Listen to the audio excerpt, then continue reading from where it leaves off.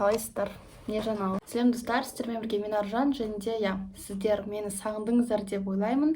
Және мен де сіздерді сағындым. Наконец-то мен видео түсіріп жатырмын, себебі осы жоғалған почти бір ай бойы мен ұбт-ға дайындалдым. Бүкіл фокусымды сабаққа аударғандықтан мүлде видео түсіруге уақыт болған жоқ. Сол себептен де енді наконец-то қалағанымша видео түсіре аламын, сабақтан да құтылдым. Ал енді ұбт туралы айтайын. Алған балымды қазір айтпаймын, бірақ та балым гранттан асады. Сол себептен де қазір бүкіл видеода айтатын кеңестерім негізінде шынымен жұмыс істейтін, шынымен работающий кеңестер. Ал егер инстаграмда тіркелген болсаңыздар, сіздер уже білесіздер, қанша балл алғанымды. Мен примерно 8 классқа дейін үздік оқушы болдым, яғни сабағын 5-ке оқыдым. Базовый білім менде болды, біреулер бар 7-8 сыныпқа дейін онша дұрыс оқымай, фундаментті оқымай, кейін ұбт-ға дайындалатын кезде өте қатты қиналады. Сол себептен мен қатты қиналмадым деп айтуға болады. Бірақ та біз қыркүйекте пробный ұбт тапсырдық қой. Ол кезде дайындықсыз едім, просто өзіміздің қазіргі білімімізді тексеру үшін сыныппен тапсырған болатынмын. Сол кезде мен жалпы көбіміз 48 алдық, мен де 48 балл алдым.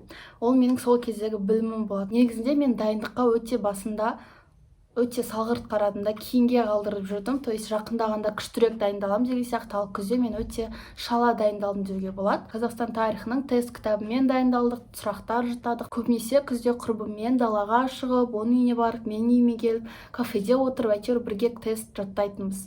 Прям күшті болатын, негізі таза ауада дайындалатынбыз. Міне бүгін білмеймін нешінші күн екен, тарихқа дайындалып жатырмыз. Сол баяғы кітаптарды алдық. Негіз Макдональдсқа отырамыз ба дегенбіз, бірақ ол жерде тек қана собой болып тұр. Енді қазір тамақ жеп алып үйге қайтамыз, нан оқымаймыз деп. Кейін мен жұмысқа кіріп кеттім, то есть одан кейін жұмысқа кіргесін мен деген ұбт-ға дайындықты ұмытып кеттім. Кейін уже желтоқсанда мен прям кітаптың бетін ашып, кәдімгідей компьютердің алдына отырып дайындалып бастадым. ютубтан тегін сабақтарды қарап, әйтеуір былай нұсқау талдаулар ғана қарадым. Ол кезде мен курсқа ештеңе қатыспайтын едім. Желтоқсан ай бойы прям өзім дайындалдым да. Жұмыстан шығып кеткесін қаңтардың басында ондары тіркелдім JOA.kz курсына. Қайттан JOA.kz. Бұл реклама емес, бұл кәдімгідей рекомендация, отзыв былай айтқанда. Мен өзім отзывымды айтып жатырмын. JOA.kz-ге тіркелгесін, қазіргі біліміңді, деңгейіңді тексеру үшін міндетті түрде тест тапсыру керек. Курстың басында мен тапсырдым. Одан 63 балл алдым. Прям өзім ештерден қарамадым. Прям өзім біліммен тапсырдым да 60 балл алдым, прикиньте. То есть мен өзім дайындалсам да прям көп балл қоспағам. Егер көбірек результат қаласаңыздар, курсқа жазылу өте маңызды. Өйткені мен курсқа жазылғасын күнделікті видео сабақтар болып отырды. Видео сабақтан соң тест тапсырасың, чтоб сол жаңағы оқығаныңды сен ұмытып қалмас үшін, соны біліміңді бекіту үшін күнде тест тапсырып отырасың да. Мысалға біз айтамыз, ұлы отан соғысы қашан болды десем, 1941 деп сразу автоматически жауап береміз ғой, прям уже миымызда сақталып қалған. Сол сияқты жаңағы курста да сен оқып атқаныңды сразу есте сақталып қалу үшін сен күнде тест тапсырасың да. Міндетті түрде ұбт-ға дайындалғанда барлық нәрсе миыңда осылай автоматически жатталынып қалуы өте міндетті. Одан кейін кәдімгі мұғалімдер саған тікелей эфирде сабақ үйретеді. И апта сайын ол жерде міндетті түрде апталық тест тапсырып отырдым. Ол по желанию, бірақ та негізі тапсырып отырған дұрыс. Егер сіз грантқа түскіңіз келсе, онда міндетті түрде прогрессіңізді тексеріп отыруыңыз керек. Қаншалықты мен алдыңғы аптадан осы аптада қаншалықты жылжыдым, қанша балл қостым деп. Жаңағы мен бірінші тест тапсырдым ғой, 63 балл алдым содан. Одан кейін бір апта өтіп, мен апталық тест тапсырдым да, и ол неде мен 80 балл алдым. Мен шок болдым, потому что 80 балл, мен вообще өмірімде ондай балл жинап көрмегем. 80 балл бір адамдар үшін прям өте үлкен арман ғой. Мен үшін де арман болды да сол кезде. Мен барлық тестті өзім біліммен ештеңеге қарамай өзім тапсырдым. Өйткені ол маған керек, ол сіздерге керек емес. Курсқа қатысудың артықшылығы курста барлық нәрсені саған шайнап береді. Сен просто оны жұту керексің да. Оған дейін мен просто өзім ізденіп тегін сабақтар, анау ютубтан бір 5-ақ тегін сабақ болады, соның 5-еуін қараймын. Анау бір тест талдаулар болады, оның үстіне да сол сұрақтың келуі 2 талай емес 1000 талай деп. То есть 100-ден біреу ғана оның өзі келуі мүмкін бе, келмеуі мүмкін бе. То есть міндетті түрде ұбт-ға дайындалғанда сен тақырып бойынша дайындалу керексің. Күнде тақырып бойынша ғана дайындалу керексің. То есть сен бір тақырып бойы дайындалсаң, уже 1 балл. Себебі сол тақырыптан по-любому сен 10-15 сұрақ жұтасаң, содан біреу келеді деген сияқты ғой. Еш жерде саған тегін сабақ үйретпейді. То есть 30-40 сабақты. ютубта тек 5-еу ғана тегін, ал 5 тақырыптың қайсысы келеді, ол вообще түсініксіз. Аты шықпаған онша емес болғанда. Сондай курстарда тек қана сенен ақша алуды ғана ойлайды да. айына 50 мың 60 мың төлейсің, оның өзі 2-3 пәннен дайындайды. Ал JoKZ'те жаңағы 5 пәннен дайындайды да. Мен именно JoKZ әр түлектің грантқа түсуіне кепілдік береді ғой. То есть просто сен ақша алуды ғана ойламайды, міндетті түрде сен грантқа түсу үшін ол сен бүкіл 5 пәннен дайындайды. Себебі тек қана математикадан дайындайтын болса, ал қалған пәндерің аз балл алып қалсаң, сен грантқа түсе алмай қаласың. Ал курсқа ол бәрібір емес. Курсқа қатысқасын бәрі дайын алдында. И мен просто қарайтынмын, дайындайтынмын, и солай өзіме тез балл қосып алдым. Келесі апталық тесттерде мен 82, одан кейін 88, сөйтіп 2-3 балл болсын, 5 балл болсын қосып отырдым да. И это очень приятно, когда сен балың өсіп жатыр да, то есть прогрессті сезесің, сен қанша таңнан кешке дейін дайындаласың, и сен оның нәтижесін көріп жатсың да. Сол себептен для этого надо работать. НТРБ-ді 12 ақпан күні тапсырдым, и одан 104 балл алдым. Ешқандай көшіруге мүмкіндік болған жоқ, телефонсыз өз біліммен кірдім. Қайтадан айтып қояйын, біреулер ойлауы мүмкін, сен бірдеңе көшірдің ба, мүмкіндік болды ма деп. Жоқ, мен вообще көшірген жоқпын, честно. Себебі мен көшіретін болсам, не үшін дайындалдым, не үшін мен таңнан кешке дейін сабақ оқып. Бір айда мен өзіме 40-41 балл қостым. Жарайды, мойындаймын. Мен слив жаттадым. Бір апта қалғанда слив жаттап бастадым. Қазір көрсетем. Осылай бәрін распечатать етіп алдым да, и осылай жаттайтын. Бірақ та жарайды, слив жаттамасам, мен мүмкін 95 сондай балл алып қалатын едім. Өйткені примерно 5-6 сұрақ сол сливтен келді да. 5-6 балл жарайды. 10 балл слив арқылы 10 балл алдым деуге болады. Бірақ та тек қана сливқа үміттеніп мүлде керек емес. Өйткені примерно 15 сұрақтың біреу ғана слив болуы мүмкін, бірақ та қалған 14-і точно слив болмайды деген сияқты ғой.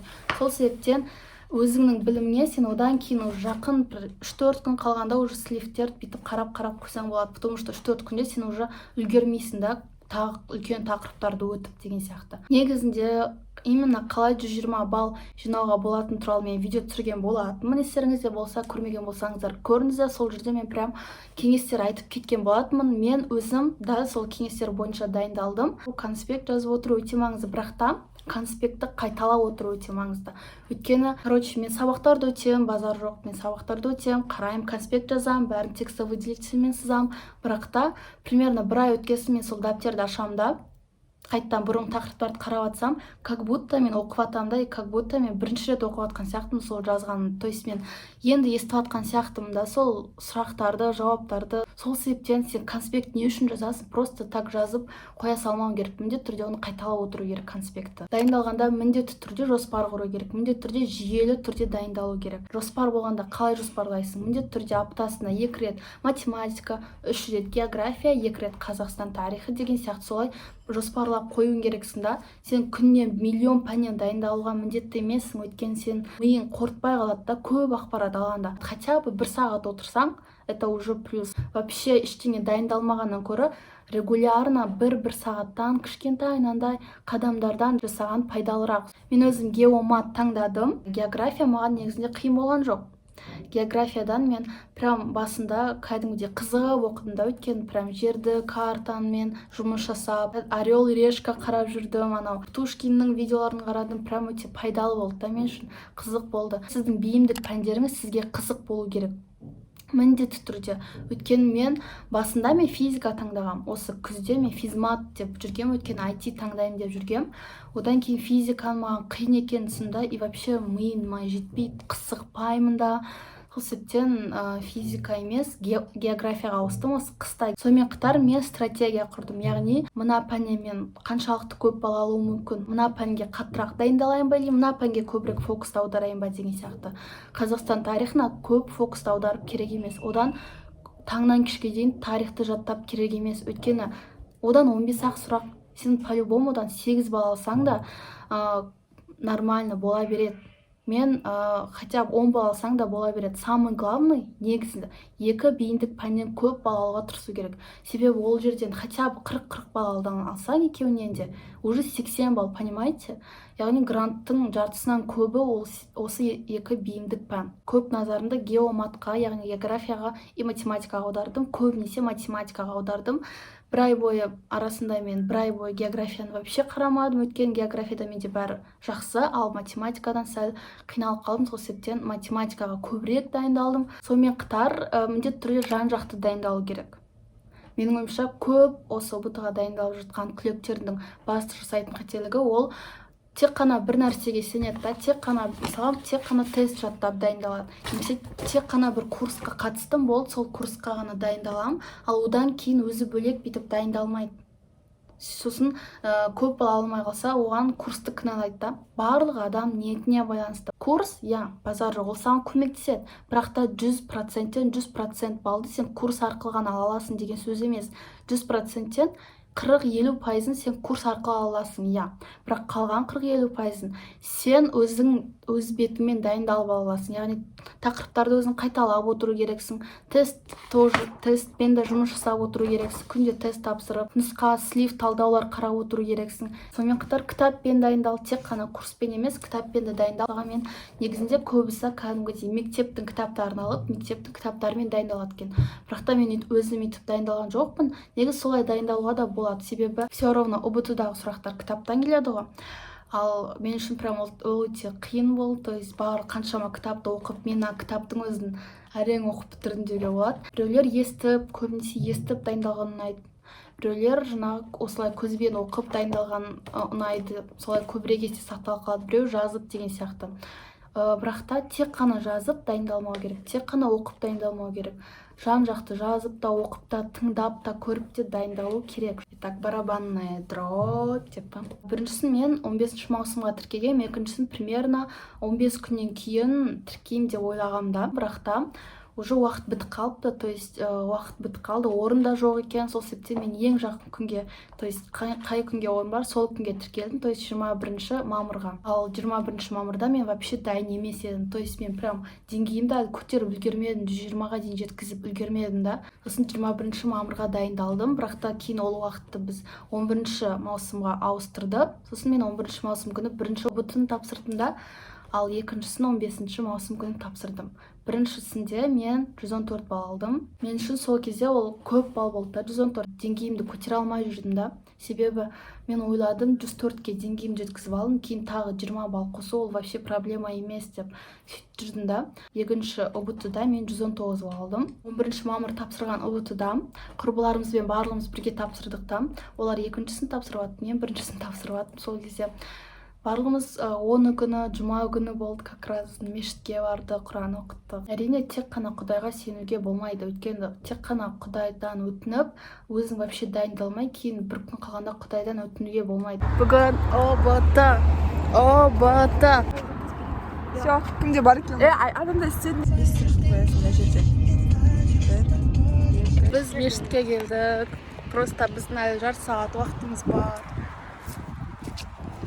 Мешітке кіріп, дұға оқып, Фатиха сүресін оқып шықтық. Мына жерде адамдар көп. 11 маусымда мен ұбт тапсырдым. 114 балл алдым. Сол кезде мен өзімнің қателіктерімді түсіндім да, осындай пәннен мен аз балл алып қалғам, осы пәннен көбірек жұмыс жасауым керек деп, яғни ол математика болды. Екінші ұбт-ға 4 күн қалса, сол 4 күнде мен тек қана математикадан дайындалдым. Қалған сабақтарды вообще ашпадым да. Сол 4 күнде мен тек қана нұсқа талдау қарадым. Себебі мен барлық формулаларды былай білем да, бірақ та маған көбінесе практика керек болды. Негізінде математикада қалай дайындалу керек? Міндетті түрде біріншіден формулаларды білу керексің жатқа, екіншіден практика және тағы да практика. Көп дайындалу керексің, көп есеп шығара беру керексің да.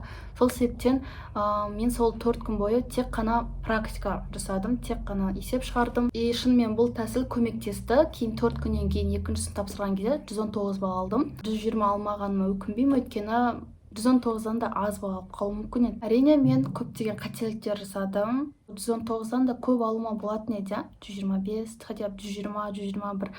Бірақ та ала алмадым. Өте үлкен қателігім, мен дайындыққа өте салғырт қарадым. Өзім не істегім келсе соны істеймін, дайындалғым келсе дайындаламын. Иногда ерініп таңнан кешке дейін жатамын, кітап бетін ашпаймын, сабақ қарамаймын деген сияқты сондай кездер болды да.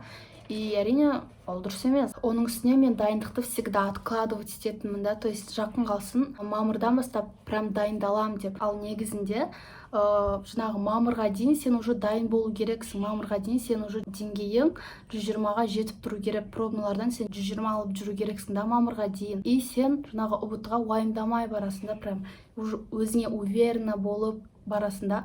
Ал мен барған кезде мен өзіме олай қатты уверенно болмадым, өйткені мен түсіндім деңгейімді әлі жеткізіп үлгермегенімді. Сол себептен бұл менің өте үлкен қателігім болды. Менің қателігімді қайталамаңыздар. Қазір сіз әлі 5-ші, 6-ші, 8-ші, 9-ші сынып оқуларыңыз мүмкін, бірақ та жарайды, сіз егер жоғары оқу орнына түсетін болсаңыз, бәрібір 11-ші сынып боласыз, бәрібір сіз ОБТ тапсырасыз, бәрібір осы сынақтан өтесіз. Кішігірім ғана сынақ, ондай үлкен сынақ емес, ондай қиын нәрсе емес, жай ғана ОБТ, жай ғана тест болды, и все. ОБТ-дан алатын балыңыз сіздің дайындығыңыздың көрсеткіші. Яғни қаншалықты дайындаласыз, соншалықты бал аласыз. Егер сіз тек қана бір нәрсеге үміттеніп, бір нәрсемен дайындалсаңыз, онда сонша бал аласыз. Егер жан-жақты қаншама еңбектеніп, дұрыс стратегиямен, дұрыс жоспармен, дұрыс дайындалсаңыз, онда соншалықты бал аласыз. Егер на все 100 дайындалсаңыз, онда әрине 140-тан 140 аласыз. Yani 140 емес, енді максимально бал аласыз. Еще қараңыздар, мен сіздерге дәптерлерін көрсеткім келген. Қаншама дәптермен дайындаламын ғой, мынаның барлығы осы ОБТ-ға дайындалған жылы осылай бүйтіп барлығын жазған болатын. Ендеше давайте келесі видеоға кездескенше, пока-пока.